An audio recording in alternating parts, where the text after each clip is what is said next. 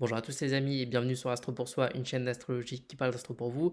Aujourd'hui on se retrouve pour une nouvelle vidéo qui n'est pas directement de l'astrologie à proprement parler mais qui est quand même une thématique de la vie humaine. Donc ça nous change un peu de ce qu'on est en train de faire sur les dominantes en signes. J'estime qu'on a déjà assez de matériaux techniques sur la chaîne pour se permettre de faire de temps en temps un peu d'astrologie appliquée. Qui plus est la thématique de la relation. Et l'une des thématiques les plus demandées dans le cadre des analyses, des études de thèmes. Donc faire quelques vidéos là-dessus de temps en temps, ça me semble être une bonne idée. N'hésitez pas à me faire un retour si ça vous intéresse. Donc la question des schémas répétitifs en amour, elle est centrale car elle touche énormément d'entre nous. Lorsque on se pose la question de pourquoi attire-t-on le même type de personne, la question qui se cache réellement derrière, c'est pourquoi on attire tout le temps le même type de relation. Et c'est souvent un type de relation qui n'est pas aligné avec notre véritable désir. Ce qui ressemble à de la malchance amoureuse, un hasard relationnel affectif correspond souvent à des structures astrologiques parfaitement identifiables, dont la prise de conscience est non seulement un premier pas vers la compréhension de cette dynamique, mais aussi et surtout vers la libération de ces schémas. Il suffit pas de mettre des mots sur ce que vous voulez, sur votre désir, bien que ce soit déjà la première étape, j'imagine, en termes de relation. Il s'agit d'identifier en vous ce qui est inconscient, ce qui est projeté, ce qui reste tapis dans l'ombre et qui vous dirige sans que vous le sachiez. Donc les schémas répétitifs, les projections sentimentales, les complexes psychologiques qui se cachent derrière, etc. etc. Et ce décalage-là entre ce qu'on pense vouloir et ce dont on a réellement besoin, on le voit très bien dans un thème natal.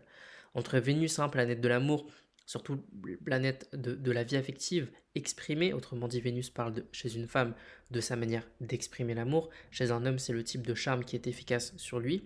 Elle est évidemment à analyser lorsqu'on parle de relations, que ce soit en maison, en signe, et surtout en aspect. Il suffit d'un seul mauvais aspect de Vénus, carré à Pluton, carré à la Lune, carré Saturne, pour amener un tas de difficultés relationnelles chez l'être.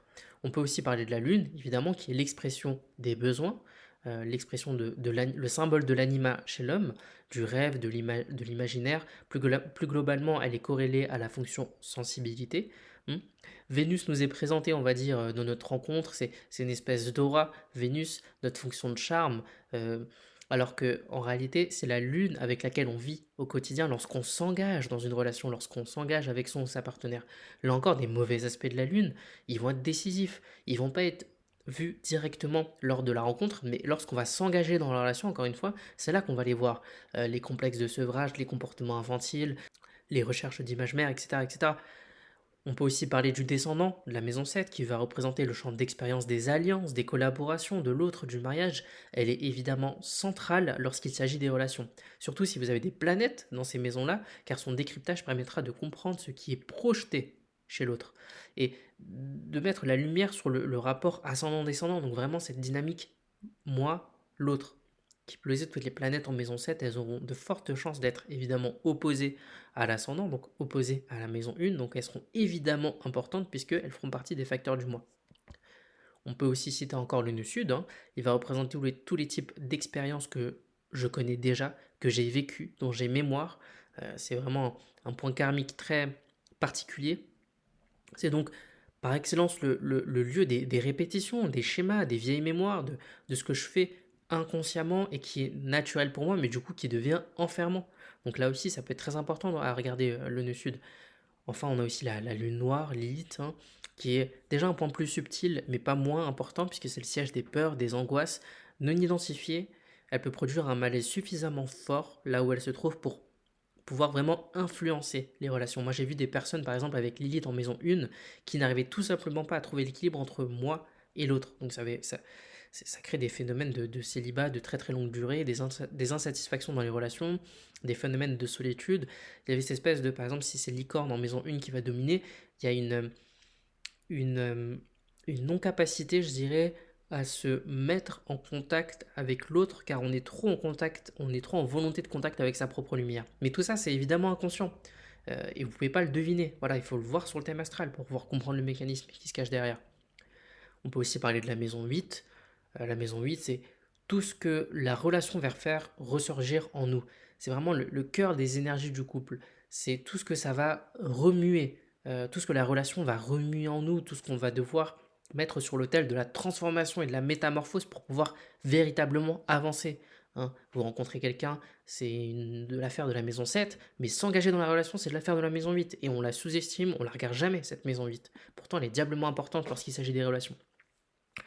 Donc comme vous le voyez, étudier le secteur relationnel dans le thème, c'est une question extrêmement large qui nécessite un travail rigoureux. Parce que au-delà du rapport à l'autre, c'est le rapport à soi qui est questionné. Quel bagage je fais porter à l'autre? Qu'est-ce que je projette? Quelle valise je lui fais porter? Celle de la confiance, celle des images parentales que je n'ai pas réussi à intégrer, donc l'image père, l'image mère, celle de l'autorité que je ne veux pas assumer, celle de la réussite que je ne veux pas assumer pour moi non plus, c'est-à-dire que je ne suis pas capable de m'engager dans ma propre réussite, du coup je vis par procuration la réussite de l'autre. Qu'est-ce que je fuis ou qu'est-ce que l'autre porte pour moi? L'autre vient souvent activer en fait quelque chose en nous, que ce soit une peur, un manque, un besoin, une blessure, une attente, un désir, qu'importe. Et très souvent, on ne choisit pas vraiment la personne, on choisit inconsciemment le type d'expérience que cette personne va nous faire vivre. Et ça, c'est très important à comprendre. Et sans réponse à ces questions, on est condamné à rejouer éternellement les mêmes pièces de théâtre. L'autre n'y est en réalité pour rien. Il s'agit de nous.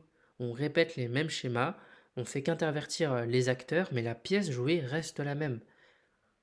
À partir du moment où un schéma devient conscient, on peut commencer à faire des choix différents. Et c'est là que la vie, elle change vraiment. Comprendre son thème natal, c'est pas juste de l'astrologie, c'est apprendre à se comprendre soi-même. Et très souvent, on commence vraiment à se comprendre à travers les relations que l'on vit. C'est pour ça que le secteur relationnel prend une place aussi considérable dans la vie humaine. Si vous souhaitez aller plus loin, avoir une lecture complète de votre thème natal pour comprendre et donner des réponses à toutes ces problématiques-là qu'on rencontre tous, bah, vous pouvez directement m'écrire dans l'adresse mail qui figure en description.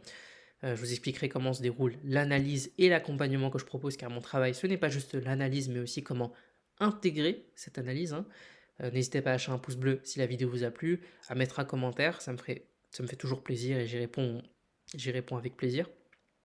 Si ce genre de vidéo vous intéresse, parce que c'est vraiment un sujet extrêmement vaste, les relations, il y a tellement de choses à dire, j'ai même pas encore commencé à parler purement de l'astrologie des relations, donc ce qui est de l'ordre de la synastrie, où je trouve il y a énormément, enfin c'est très peu documenté, il y a énormément de choses à dire, et bah, pourtant on trouve pas beaucoup de contenu, donc si ça vous intéresse, n'hésitez pas à me le dire, et ben, je vous ferai des vidéos là-dessus, et sinon bah, on se retrouve pour une prochaine vidéo. Je vous dis à la prochaine, au revoir.